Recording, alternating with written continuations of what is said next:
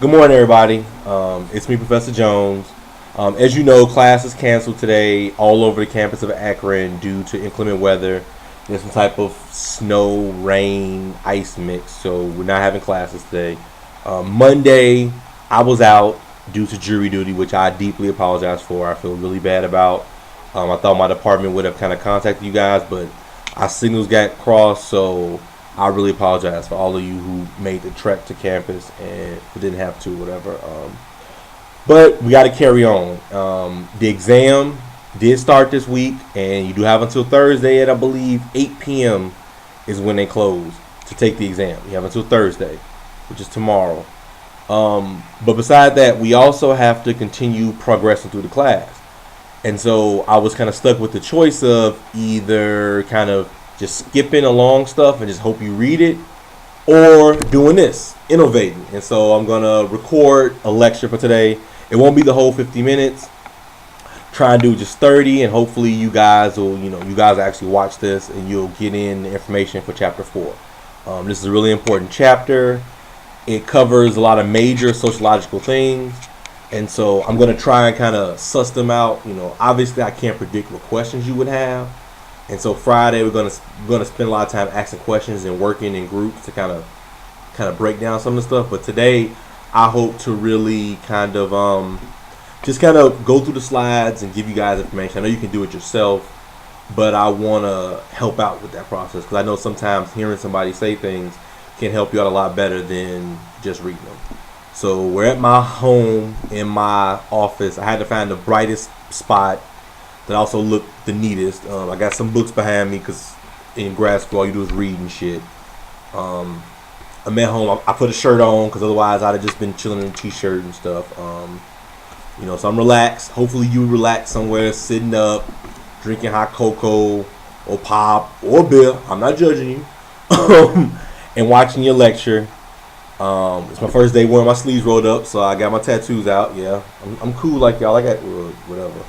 Anyway, sidestepping. So let's go ahead and go through the chapter. I'm gonna go through the slides as I said, and hopefully we can kind of work things out.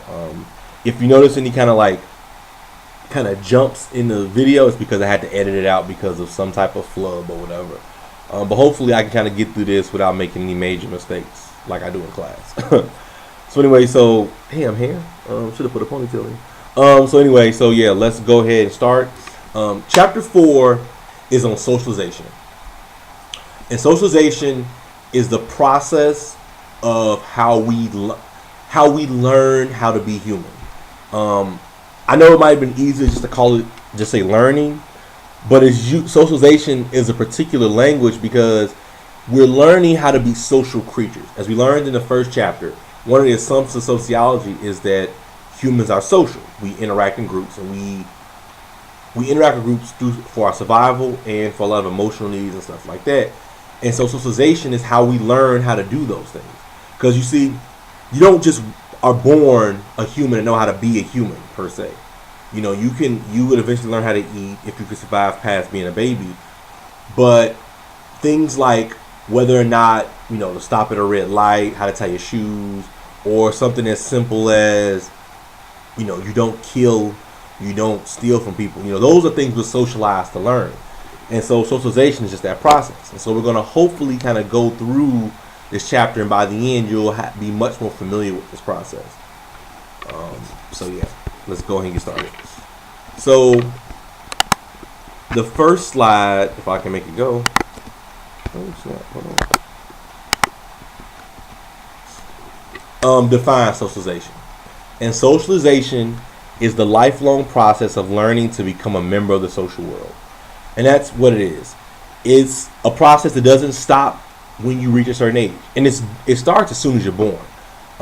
Psychologists have found that from even as soon as we come off the womb, even before then, some say, we're learning about how to be a person. You learn cues from your parent. Even before you know language, you're learning cues about love and affection and aggression. All these things are learned very, very, very early. This isn't to say there isn't some type of genetic basis. We do. We start with a certain set of genes, and we start at a certain location. but it's the socialization process, the nurture part of it, that takes us in particular directions. Another term is interaction. Interaction is the basic building block of socialization through which a child is shaped into a human being, learns its culture, and becomes a member of society. Interaction is just how we are socialized. We socialize through interaction, through being around other humans. And finally, social self, the perceptions we have of who we are. And that's pretty much what it is. It's how we view ourselves.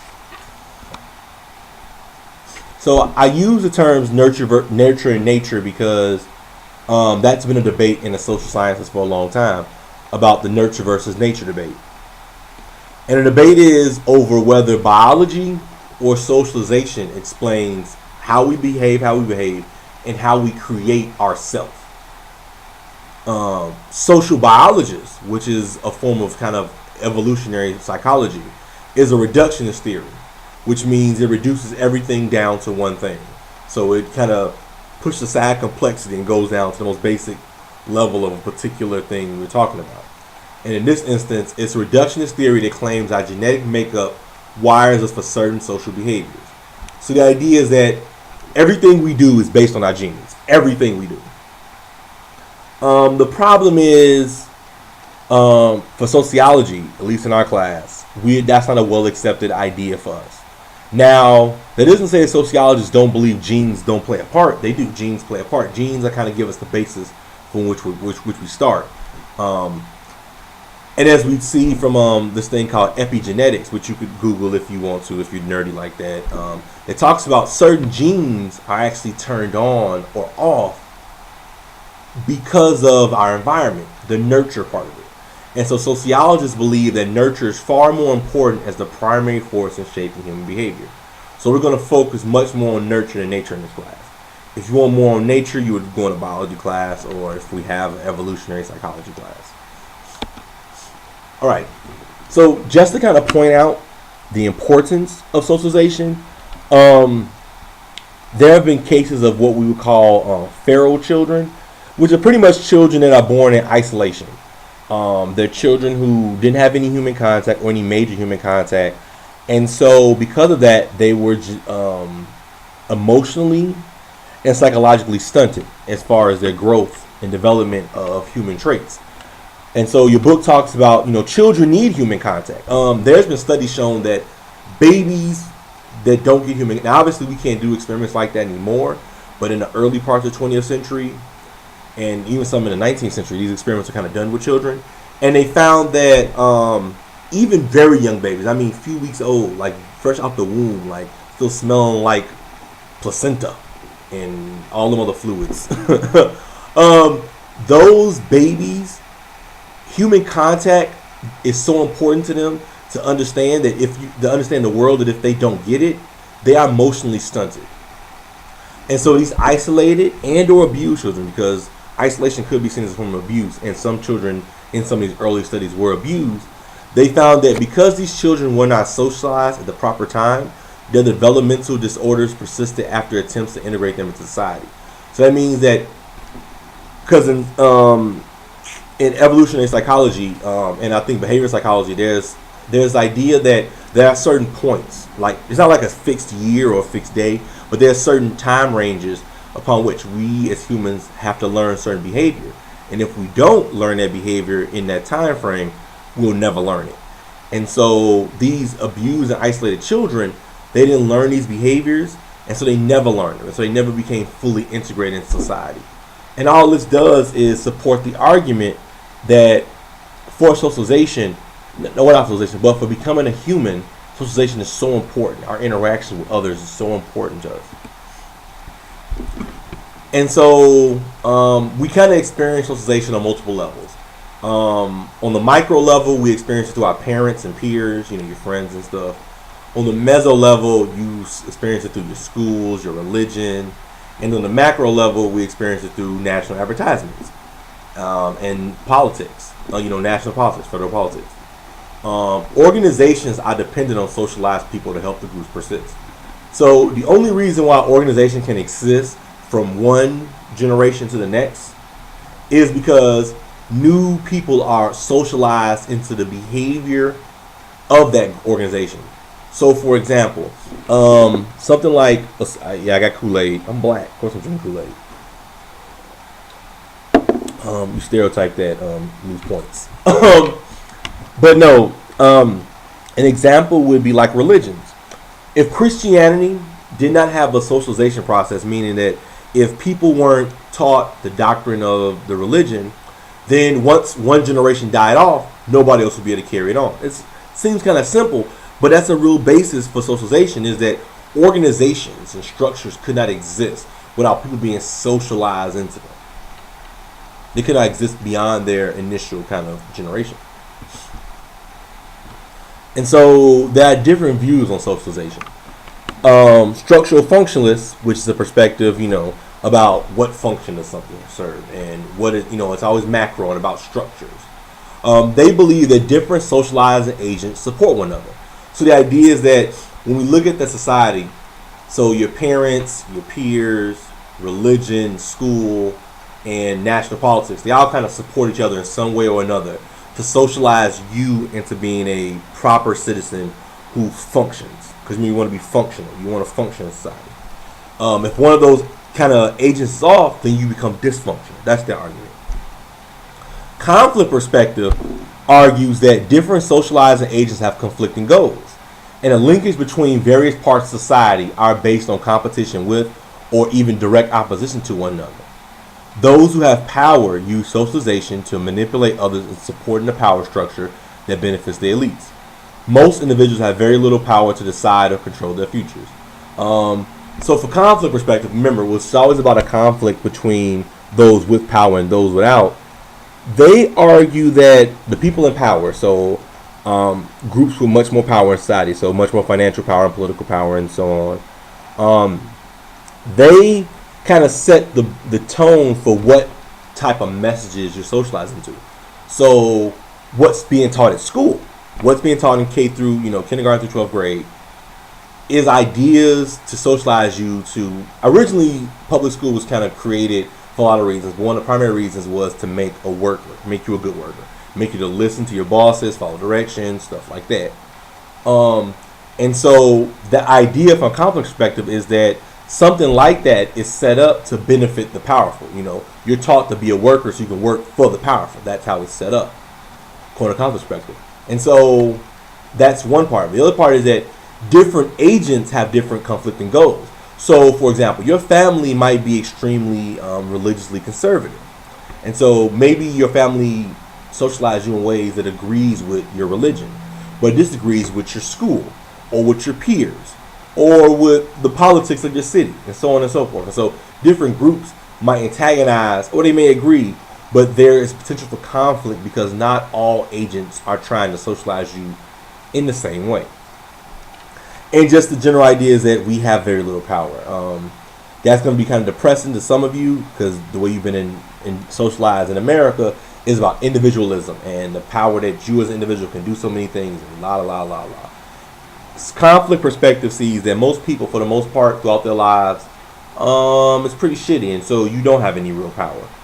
It's kind of disheartening, but it's the way the perspective sees the world. Now, at the micro level, it's when we get down to symbolic interaction. This is where the fun stuff begins. And so, one of the first concepts that symbolic interactions kind of talk about is self. And self is the perception we have of who we are that are developed from our perceptions of the way others respond to us. The development of the self begins in infancy. Biology and sociology both contribute to the development of the self. So the idea here is this. You're born as a baby, infant, like I talked about. And the way people interact with you helps you to determine who you are. A good example, and we'll get into more detail on this when we talk about gender, is that people interact with children based upon their gender. So if you're a little boy, people are rougher with you and stuff. And so that teaches you, that's socializing you to view your masculinity, to view your manness, or boyness or manness. And so we can think about this later in life. If your family's well off, then other people might perceive you as well off, thinking, might perceive you as, oh, well, you have these advantages and so on and so forth. And so the way others view you kind of helps shape how you view yourself. I know it might seem like, well, it's myself, I should create it. But the fact is that, remember, we're social beings. Our lives are dependent upon interactions. And so one of those aspects of interactions is the development of ourself, I don't want to use the word to define itself, of our conceptualization of who we are.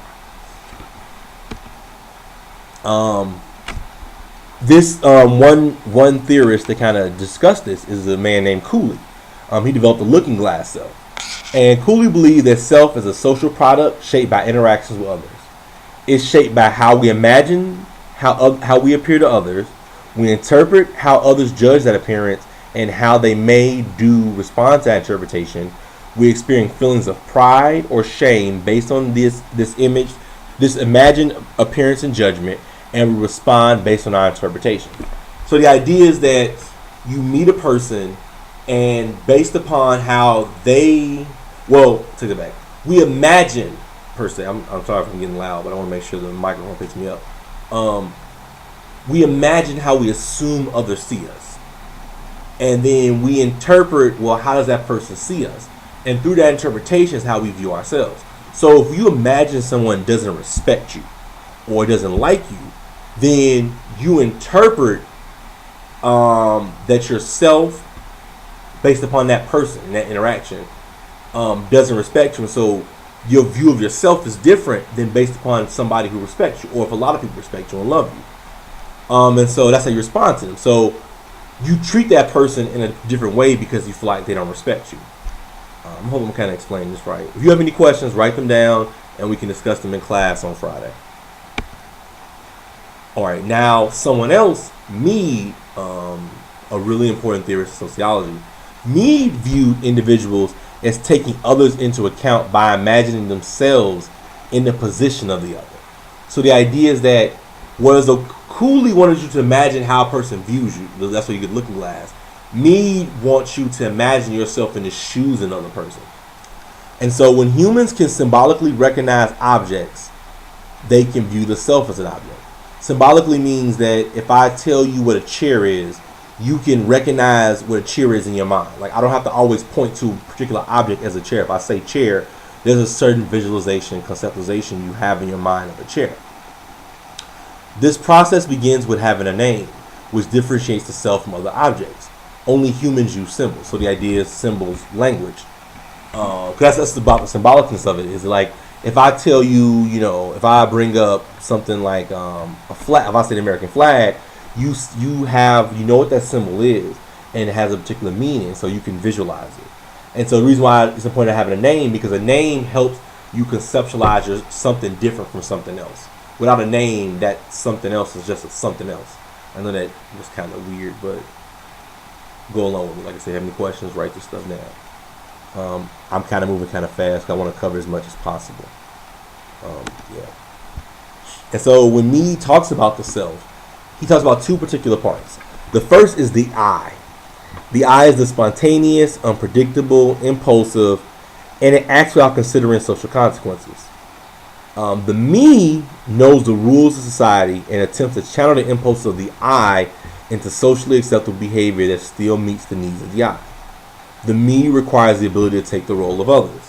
So the I is kind of like the child in you. It's like the energy, the needs you want, the stuff about like what you need, what you want. The me is kind of the gatekeeper, the parent, the one who kind of moderates it. And so the me tries to focus all of that energy of the I into socially appropriate things. So instead of stealing, the me kind of focuses it into, well, why don't I work so I can get the money to buy something? Instead of killing somebody because you're mad at them, the me will kind of focus your anger into maybe talking to them or writing them a letter or something. And so the me is important because the me is what takes to use the me. You have to take the position of someone else, take the role of someone else. Because once you have the role of someone else, you can kind of, how can I say this right? You can kind of imagine how that person views you. You know what I mean? Like, I know it's kind of confusing a little bit. Your book clarifies a lot better than I can at times. Um, but you know, like I said, with Cooley, you're just looking like in a mirror. So you kind of look in the mirror and kind of visualize, well, who am I based on how others see me? Need is like, well, if I was that person and I knew me, this is how I would probably see myself. And so that's how the me works as the gatekeeper, because the other people you visualize are the rest of society. And so you want to do things that are socially acceptable to other people in those positions. Now, in the development of the self, there are 3 stages. The first is the imitation stage, and this is according to me. This is when children prepare for role taking by observing others and imitating. This is like what babies do. Just imagine babies. Babies imitate you. You know, babies like play peekaboo because they see you playing peekaboo and stuff like that. The play stage, which I know these names might kind of confuse you a little bit. Children actually take on the role of significant others, but do not understand complex relationships. And a significant other is just a parent, guardians, relatives, whose primary interaction with the child are especially influential. So play stage is when you can actually play with a kid. You know, imitation is a baby copying you. Play stage is when you can actually play with a child. You can actually play like simple things with them, like, you know, play patty cake and stuff like that. Game stage, well, patty cake might be a little bit complex. You know, just kind of play roll the ball back and forth with them. Yeah, that's a good one. The game stage, though, is when you can take the role of multiple others at once and understand the generalized other can now play complex games. Now, the generalized other is just a composite of societal expectations. But the way you think about this is, think about watching little kids play soccer.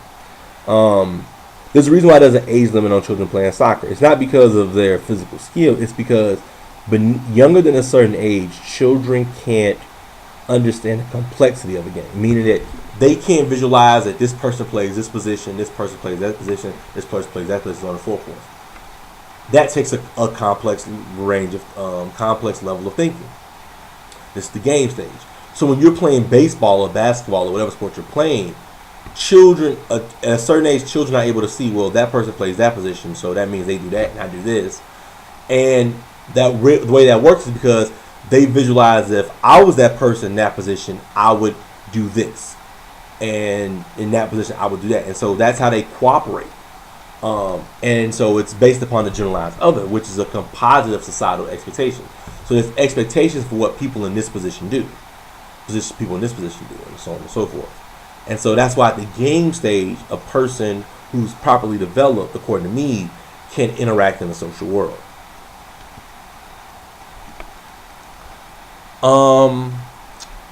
And so, we talked about so socialization occurs throughout the life, of course, and so that means socialization happens at different life stages. And so, one of the things your book talks about are rites of passage, which occur at most stages, you know. And so your book, one of the slides, kind of breaks all this down. And we come back to class on Friday, we're going to go through some examples together. But I just wanted to make sure I covered this, section. And so a few more slides, and then I'll be done for today. Resocialization. Resocialization is the process of abandoning one or more social positions in favor of others that are more suitable for a newly acquired status. The best example of this I can give is in the military and in prison. You come from one position and from one location, institution, social position, and you go into another. And so in this new one, you have to be re-socialized. You have to learn brand new mannerisms, rules, regulations, norms, and so on and so forth. And so for military, that's voluntary. You choose to go to the military. Prison is non-voluntary. You have to learn those things because you no longer have a name. You're a number. And so that's the re-socialization process. When talking about re-socialization and socialization in general, there are agents of socialization. And they are just the mechanisms through which the self learns the beliefs, values, and behaviors of the culture. The importance of various agents change over the life course. So, when you were really young, your parents were your primary socialization, agents of socialization. Then you go to school, and then your peers become one of your primary ones. Then you go to work, and your job becomes your primary one. So it changes throughout your life course. Agents can be formal, like your parents, or informal, like the media, because the media isn't necessarily a job to socialize you, but it happens. That's how we learn gender norms about, it's how one of the other places we learn gender norms about what's appropriate gender behavior We learn that from the media. And then socialization differs by parenting style, social class, race, and sex. And so we're taught different things about. We're socialized into being. I don't know how to word this. We're taught to be different people based upon our parents' parenting style, our social class, race, and sex. So boys are taught to behave in a particular way because of their sex. African Americans, whites, Latinos, Asians are taught to behave in particular ways in particular contexts based upon their race and ethnicity. And so socialization process differs. Same things about social class and religion. Okay, we're going to stop here at this final slide. The family as a micro level socializing agents. Families use positive and negative sanctions, we went over what sanctions were, to help teach right from wrong. The amount and type of sanctions differ by family. Family socialization also differs by culture. So different part where you're from in different parts of the country, different social classes, different religions, different race and ethnicities. Family socialization differs by all of those things. And the number of children in a household and birth order can influence individual socialization. This is actually true. Birth order actually has an impact on how we're raised. It's actually interesting. I'll try and find some of the literature on it and maybe post it on to Springboard, but there's some really interesting stuff on this. Oh, bless me. Thank you for anybody who said so. So yeah. You're going to stop there, and on Friday we'll continue here on the slide on social class. I want to thank everybody who watched the video. For those who didn't, kind of don't matter because you don't know I said anything about it, so fuck it. But for those who did, I really appreciate it, and hopefully you guys are doing well in the class. If you have any questions, email me. I'm free to meet up and talk about these things, and see you guys on Friday. Have a good day.